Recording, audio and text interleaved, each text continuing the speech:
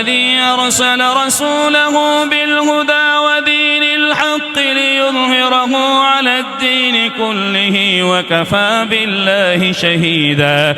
محمد رسول الله والذين معه أشداء على الكفار رحماء بينهم تراهم ركعا سجدا يبتغون فضلا من الله ورضوانا سيماهم في وجوههم من أثر السجود ذلك مثلهم في التوراة ومثلهم في الإنجيل كزرع أخرج شطأه فآزره فاستغلظ فاستوى على سوقه يعجب الزراع ليغيظ بهم الكفار. وعد الله الذين